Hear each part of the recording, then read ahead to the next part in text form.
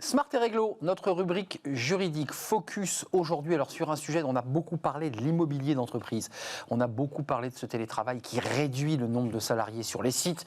Les chefs d'entreprise, évidemment, s'interrogent sur leurs sièges sociaux d'entreprise. Ça coûte cher, un siège social, évidemment. Clarisse Thomé-Duarte, merci d'être avec nous. Bonjour. Vous êtes experte en droit des affaires. Vous êtes déjà venue sur notre plateau nous éclairer. SVP Information Décisionnelle, c'est votre entreprise. C'est en tout cas l'entreprise dans laquelle vous travaillez. D'abord, commençons par le début. Comment domicilier, comment choisir? Et est-ce qu'il y a une obligation légale à domicilier son entreprise? Parce qu'on va peut-être arriver à un problème de droit avec les télétravailleurs, avec cette espèce de fluidité des lieux de travail. Est-ce qu'aujourd'hui, il est obligatoire de domicilier son entreprise? On est d'accord?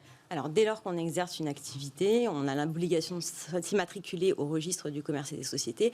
Et par nature, il faut déclarer un siège d'établissement ou un siège social pour les sociétés. Donc oui, la loi impose de choisir un lieu et de le déclarer comme siège. Même si c'est une boîte aux lettres? Non, justement, la boîte postale est interdite. On ne peut pas s'immatriculer au seul lieu d'une boîte postale. Ce n'est pas possible. Donc il faut un lieu physique. La question que se posent aujourd'hui les chefs d'entreprise, c'est où est-ce que je domicilie mon siège social? Il y a le débat des tours de la Défense, hein. On en parle beaucoup, les 3/4 sont vides. D'ailleurs, j'ai vu qu'il y en avait une qui venait de terminer la construction. Certains disent qu'elle ne sera même pas occupée. C'est un vrai sujet, ça, pour une entreprise.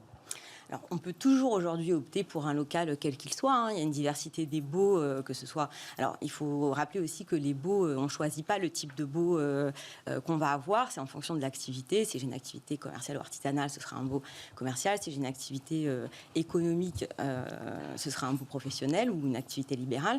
Donc, on peut toujours aujourd'hui choisir un bail classique, c'est-à-dire pour exercer une activité professionnelle.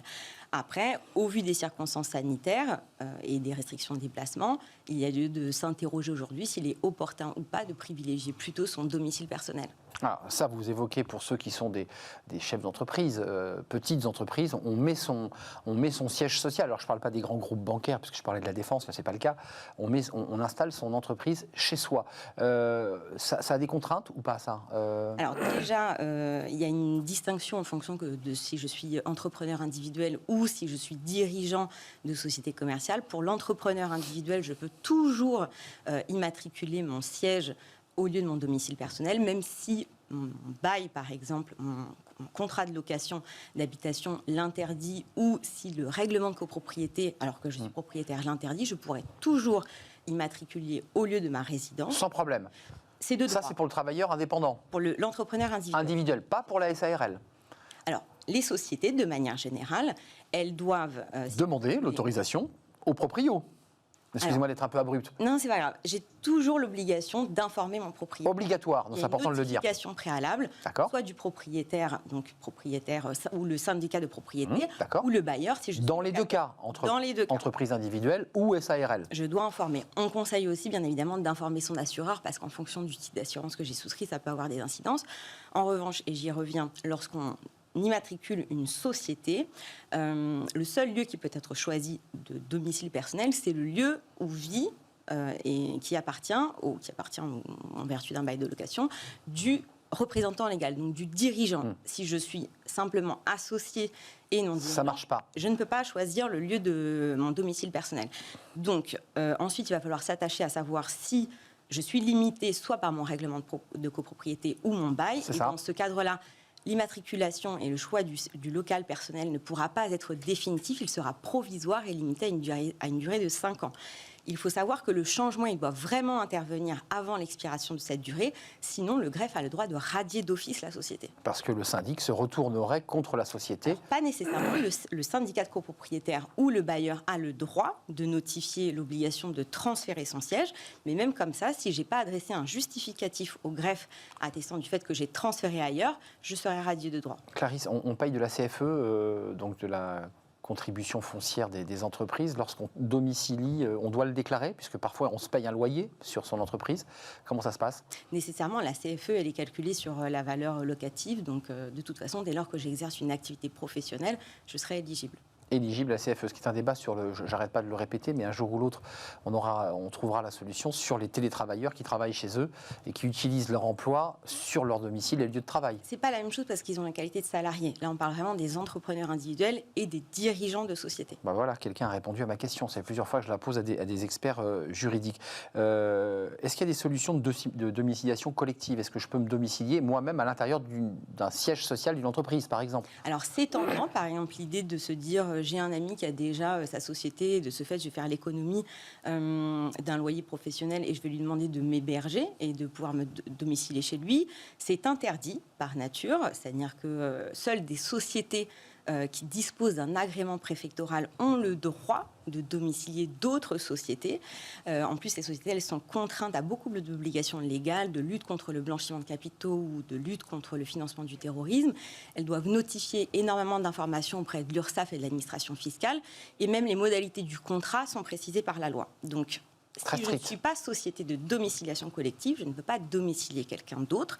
Il y a une exception, c'est entre les sociétés mères et les filiales. Bien sûr. Dans ce cadre-là, la filiale, elle peut parfaitement domicilier son siège au lieu du siège. Il faut que l'entreprise soit liée. Alors, c'est plus que ça. C'est-à-dire qu'il faut vraiment que je sois société mère au sens du Code de commerce, donc sûr. que je détienne plus de 50% du capital, donc plus de 50%, donc la moitié plus une part ou une action. Oui, c'est un vrai lien qui lie les deux structures.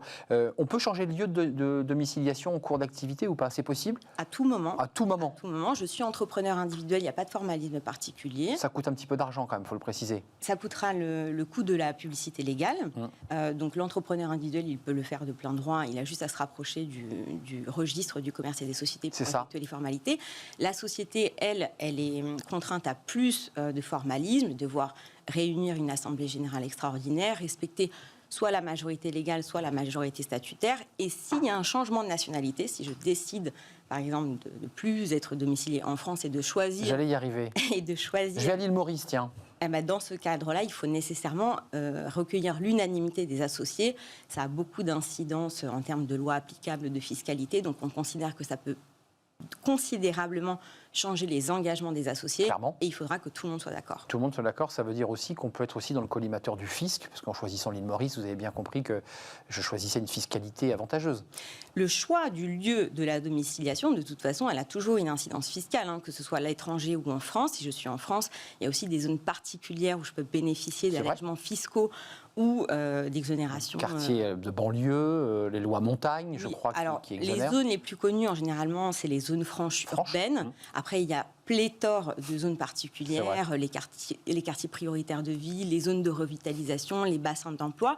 C'est d'ailleurs assez intéressant de s'y intéresser avant de s'y matriculer, parce que des exonérations fiscales, ça peut toujours être une vraie plus-value en début d'activité. C'est très stratégique, ça, de choisir son lieu. Et oui, il convient de vraiment s'y intéresser avant de choisir le lieu. Et même, par exemple, je revenais tout à l'heure je me permets de revenir sur l'aspect du choix de la domiciliation et des contraintes que j'ai à choisir mon domicile personnel. Il faut savoir que si je choisis mon domicile personnel par nature, il y a beaucoup de contraintes et de limitations. Je ne vais pas pouvoir avoir des salariés à mon domicile personnel. Je ne vais pas pouvoir recevoir ma clientèle. Je ne vais pas pouvoir recevoir des marchandises. Mais par exemple, il y a une exception. Dans les zones franches urbaines, ça sera toujours autorisé. Donc ça vaut la peine de s'y intéresser. C'est intéressant. Merci pour toutes ces précisions, parce que vous avez vu, j'ai démarré par les grands sièges sociaux, puis on s'est quand même beaucoup intéressé à ces chefs d'entreprise qui viennent de créer leur entreprise, des petites entreprises, et c'est souvent un casse-tête de domicilier sa boîte, sa petite entreprise, comme dit la chanson. Merci Clarisse Thomé-Duarte, experte en droit des affaires, SVP Information Décisionnelle. Merci de nous avoir rendu visite ce vendredi. Pause café, la glottophobie, ça vous dit quelque chose? Pas du tout. Pas du tout. Voilà, ça tombe très bien, Fanny Gressler va nous rejoindre. Elle va nous expliquer ce que c'est la glottophobie. J'ai pas envie de prendre l'accent de Marseille. Elle va tout vous raconter.